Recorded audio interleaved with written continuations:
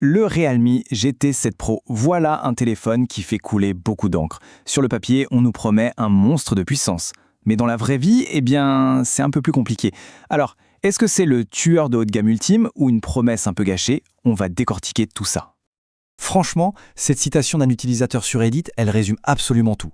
D'un côté, on a des composants de pointe, une fiche technique qui fait vraiment rêver. Et de l'autre, des bugs, des petits trucs qui peuvent rendre l'expérience quotidienne frustrante. C'est le grand écart permanent avec ce téléphone, une sorte de bataille entre une force brute incroyable et des faiblesses qui agacent. Alors, commençons par le côté qui fait rêver, la promesse. Et quelle promesse? Sur le papier, le GT7 Pro se positionne clairement comme un de ces fameux flagship killers.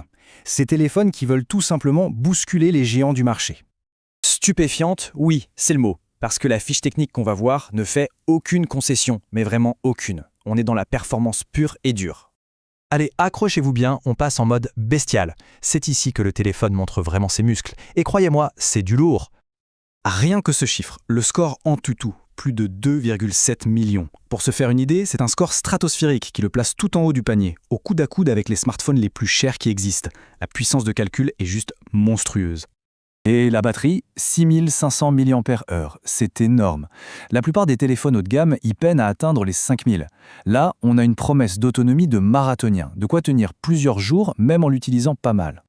Et quand il n'y a plus de batterie, pas de souci. Avec une charge de 120 watts, c'est comme faire le plein d'une Formule 1.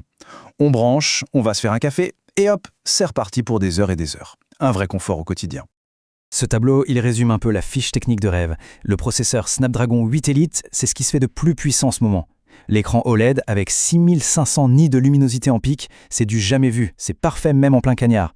La batterie et la charge, on en a déjà parlé. Et la petite cerise sur le gâteau, la certification IP69. Ça veut dire qu'il résiste même aux jets d'eau chaude à haute pression. Bref, une vraie forteresse technologique. Et toute cette puissance, c'est pas juste pour se la raconter sur le papier.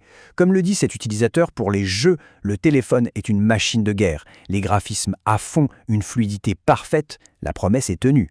Enfin, du moins pour la partie matérielle. Mais voilà, après l'euphorie de la fiche technique, on atterrit dans la réalité du quotidien. Et c'est là que ça se complique un peu. Bienvenue dans la partie logicielle, le fameux talon d'Achille de ce téléphone. Non, en effet, avoir un moteur de Formule 1, c'est génial, mais si la direction est un peu capricieuse ou que les freins sont pas fiables, l'expérience de conduite en prend un coup. Eh bien là, c'est un peu la même chose. Voilà le genre de petits tracas qui viennent un peu gâcher la fête. Des icônes qui disparaissent, un autofocus qui fait des siennes, des ralentissements. Bon, pris un par un, ce n'est pas la fin du monde. Mais quand ça s'accumule jour après jour, l'expérience premium qu'on attendait, elle en prend un sacré coup. Et le pire, c'est que même les mises à jour, qui sont censées corriger les problèmes, en créent parfois de nouveaux. Imaginez la scène, on installe une mise à jour de sécurité et tout d'un coup, le téléphone se met à surchauffer ou le son ne marche plus. C'est le genre de choses qui met la confiance à rude épreuve, c'est certain. Mais ces petits bugs, ce n'est que la partie émergée de l'iceberg. Pour certains, l'instabilité du logiciel a eu des conséquences bien plus graves, transformant leur beau téléphone en un presse-papier très cher. Là, on change de registre. On ne parle plus de simples petits bugs agaçants, on parle du risque de voir son téléphone, un appareil qui coûte cher, devenir complètement inutilisable, du jour au lendemain. Voici le scénario catastrophe, tel que vécu par un utilisateur.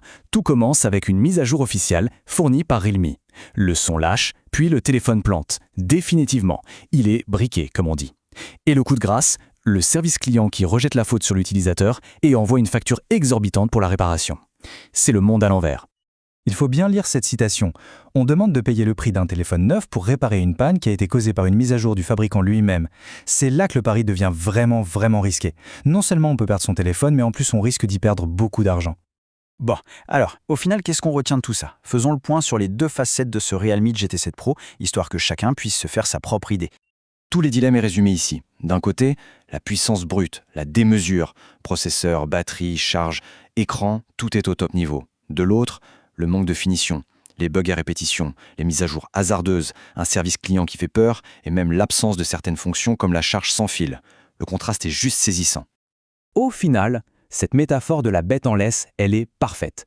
On a une puissance phénoménale, une véritable bête de course, mais elle est retenue par une laisse logicielle qui a l'air de pouvoir casser à n'importe quel moment.